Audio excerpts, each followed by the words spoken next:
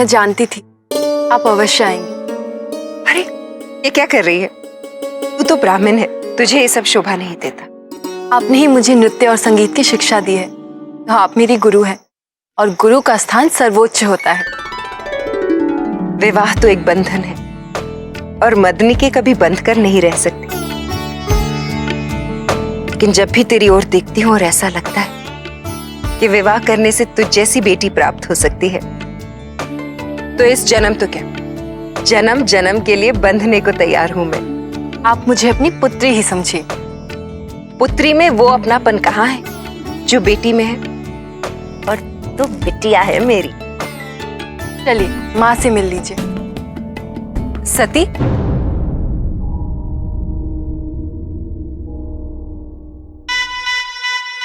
वो जो मैंने प्रेम वाली बात कही थी ना,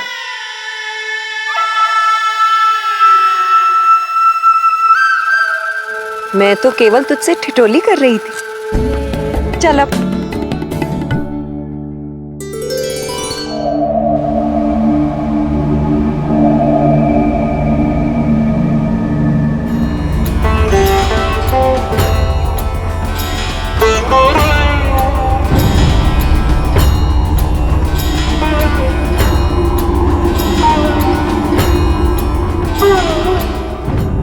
कर्ण, हाँ, इन तीनों का यहाँ इस तरह आना, वो भी नंगे पैर।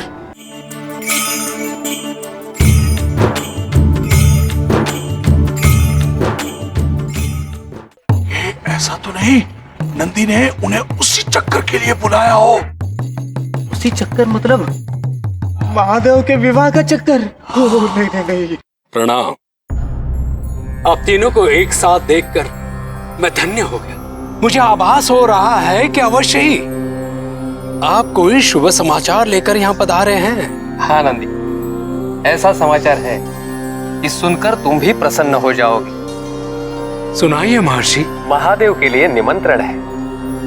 किंतु आप सभी जानते हैं कि महादेव किसी निमंत्रण को स्वीकार नहीं करते। जानते हैं, किंतु हम सभी यही चाहते थे कि महादेव ये निमंत्रण स्वीकार करें, क्योंकि ये निमंत्रण प्रजापति दक्ष की ओर से आया है। प्रजापति दक्ष ने महामंडल की बैठक का आयोजन किया है और वो चाहते हैं कि महादेव भी उसमें सम्मिलित हो। सच? तो क्या इसका अर्थ यह समझा जाए कि प्रजापति महादेव से संबंध सुधारना चाहते हैं? महादेव के दर्शन नहीं कराओगे? अवश्य महर्षि, मैं अभी जाके उन्हें सूचित करता हूं कि आप यहां पधारे हैं।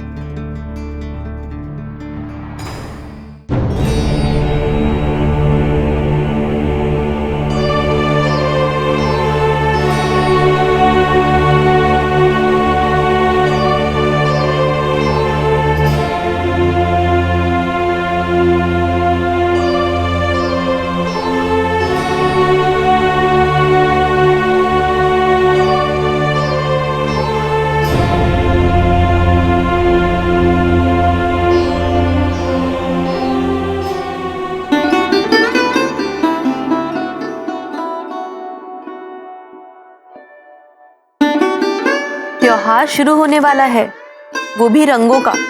और तुम देखो कैसा फीका सा चेहरा लेकर बैठी हो। क्यों?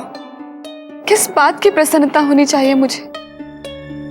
विवाह से लेकर आज तक चंद्रमा ने सभी त्योहार केवल रोहिणी के साथ मनाए हैं। फिर इस वसंत उत्सव में अलग क्या है माँ? चंद्रमा को आज भी केवल रोहिणी की ही परवाह है। पुरुष तो होते ही लालची हैं, और लालची को रिझाना पड़ता है।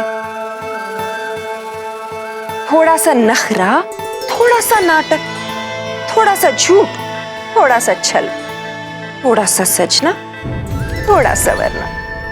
पुरुषों को तो हमेशा से यही लगता है कि स्त्री उनके पुरुषत्व की पुष्टि का साधन है। वो स्त्री में केवल सुख ढूंढता है, और वो भी अपना। इसलिए तेरे ऐसे दुखी रहने से कुछ नहीं होगा। सब व्यर्थ है। बस बस, तुम तो आते ही शुरू हो गई। कम से कम मुझे तुम्हारा स्वागत तो करने दो। आओ, ये लो, भर दो इस उत्सव में तुम्हारा रंग। मैं भी कुछ ऐसा ही सोच रही हूँ। इतने वर्षों से वही पुराने रंग देखते देखते थके नहीं आप लोग?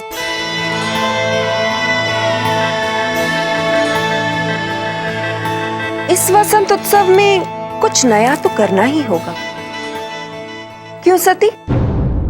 जी जी। तो फिर बनवा ले प्रेम का रंग।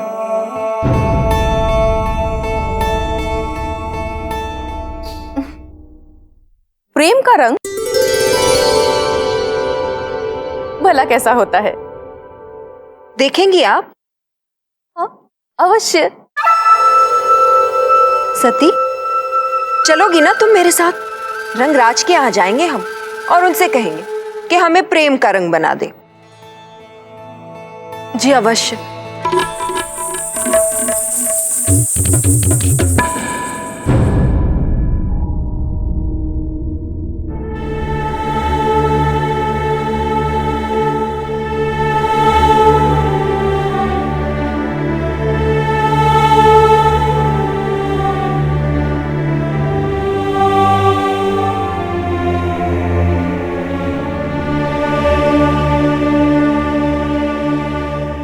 अनेकों बार तुम्हें समझाया, नहीं समझ में आता कि महादेव तुम्हारे साथ छल कर रहे हैं। क्यों समझ में नहीं आता तुम्हें सती कि ये सब एक षड्यंत्र है? तुम्हें पिताजी के विरुद्ध हथियार बनाया जा रहा है।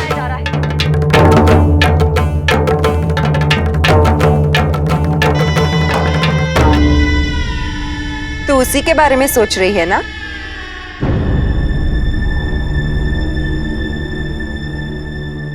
ये आप क्या कह रही हैं? फिर से वही बात? मुझे नहीं बताएगी कौन है वो? कौन? वही जिसकी छवि तेरी आंखों में दिख रही है, जिसका स्वर तेरे स्वरों में सुनाई देता है और जिसका नाम तेरे अधरों पर आते आते न जाने क्यों रुक जाता है। वही जिससे तू प्रेम करती है। मैंने उद्यान में झूठ कहा था सती, मैं ठिठोली नहीं कर रही थी। तुझे तो सचमुच प्रेम हो गया है। ये कौन से प्रेम की बात कर रही हैं आप? कैसा प्रेम? इस प्रेम की परिभाषा क्या है? प्रेम की परिभाषा क्या होती है ये तो कोई नहीं जानता, लेकिन जब होता है ना तो इसे पता चल जाता है। ऐसा प्रेम तो मैं पिताजी से, माँ से, अपनी सभी बहनों से करती हूँ। तू अच्छी तरह से जानती है सती, मैं इस प्रेम की बात नहीं कर रही। मैं तो उस प्रेम की बात कर रही हूँ। मदनिके, मैं पहेलियां बुझाना नहीं जानती। आपके इस प्रेम और उस प्रेम में मुझे कोई अंतर नहीं दिखता। अंतर है सती। जिस प्रेम की तू बात कर रही है, उस प्रेम की सीमा मन से शुरू होकर भावनाओं पर समाप्त हो जाती है, लेकिन जिस प्रेम की मैं बात कर रही हूं वो मन से शुरू होकर शरीर को भी पार कर जाए, तब वो सृजन का, प्रकृति का, नए जीवन का आधार बन जाता है।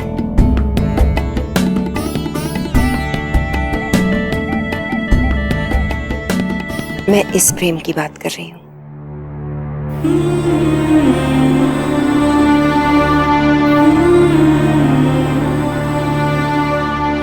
तू चाहे स्वीकार करे ना करे, लेकिन एक दिन तेरा मन तुझे स्वीकार करने पर विवश कर देगा। फिर ना कोई प्रश्न होगा और ना कोई शंका, सिर्फ तेरे कानों में गूंजती हुई मदनिके की आवाज।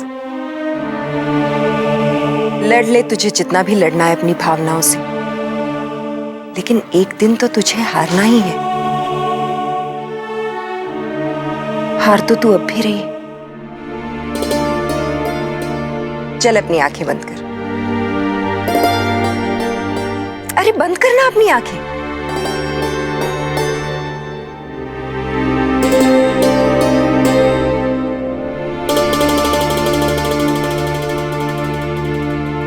और अब बता मुझे, कौन दिखाई दे रहा है?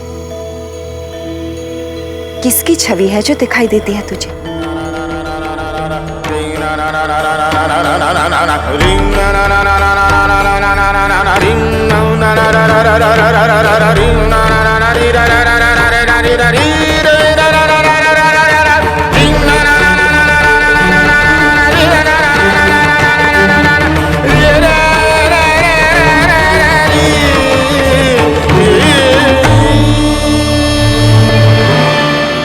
कोई नहीं, कोई नहीं, कोई भी नहीं, कोई भी नहीं। मैं किसी से प्रेम नहीं करती, किसी से प्रेम नहीं करती, मैं किसी से प्रेम नहीं करती, किसी से प्रेम नहीं करती।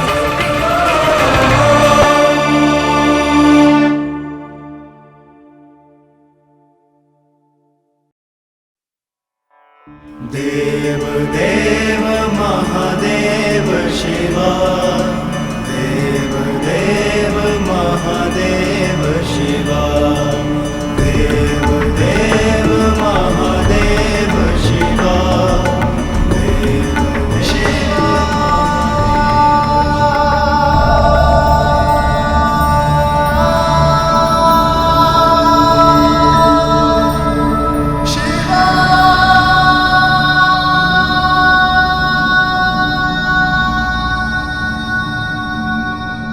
ये क्या दादी जी, आपकी आंखों में आंसू? इतने लंबे अंतराल के बाद आपके दर्शन हो तो आंखें भर आना स्वाभाविक है प्रभु।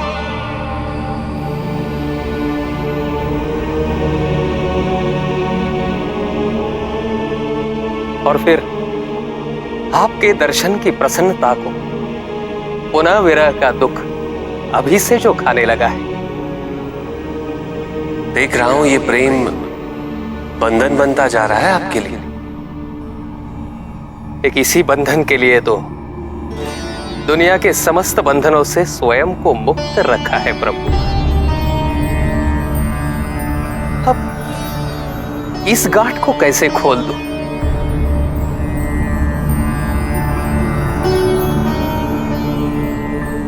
आप तीनों सप्तऋषि आज एक साथ कैसे?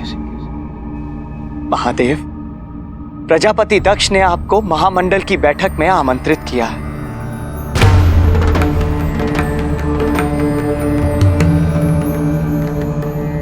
प्रभु, आप चलेंगे ना? ऐसा पहली बार हो रहा है प्रभु कि प्रजापति दक्ष साम्यावस्था की बात कर रहे हैं, एक समीकरण की बात कर रहे हैं। देवताओं को तो बुलाया है ही, असुरों के गुरु शुक्राचार्य को भी आमंत्रित किया गया है।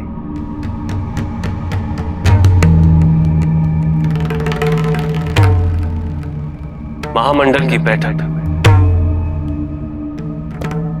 जहां प्रस्ताव रखे जा जाते, चर्चा होती, नियम बनाए जाते और फिर वही नियम पक्षपात का आधार बनते, जिनके कारण देवता और असुरों में युद्ध होता है।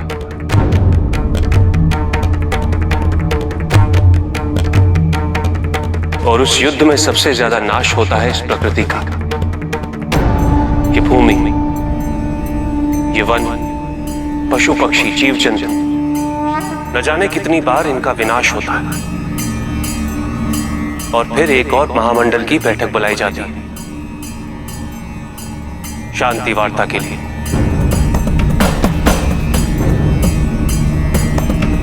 यदि पक्षपात ही नहीं होता तो समीकरण की आवश्यकता क्यों होती? साम्य अवस्था की बात क्यों उठती?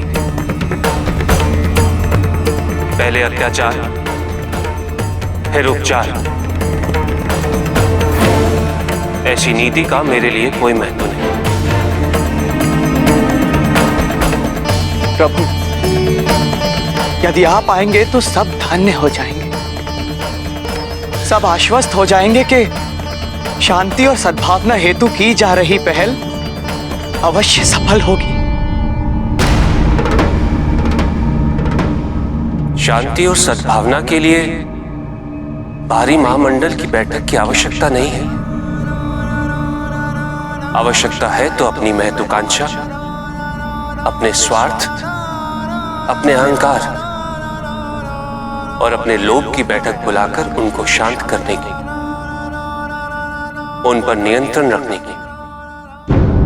अगर यह संभव होता प्रभु, तो सब शिव नहीं हो जाते। कोई और कारण ना सही, ये सोच के तो चल सकते हैं ना कि इस महामंडल में आपकी उपस्थिति हमारे लिए सर्वोच्च महत्व रखती है।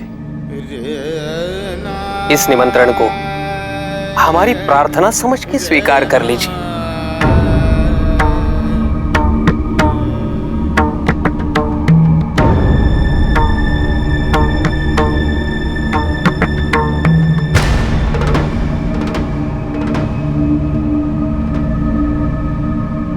हम वचन दे चुके हैं प्रभु कि आप अवश्य पधारेंगे। हमारी लाज रख लीजिए।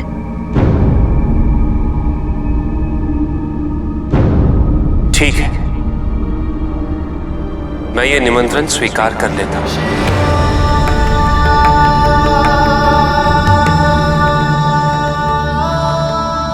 हम धन्य हुए प्रभु, हम धन्य हुए।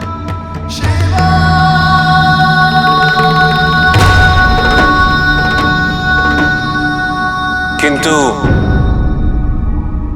मेरी एक शर्त है।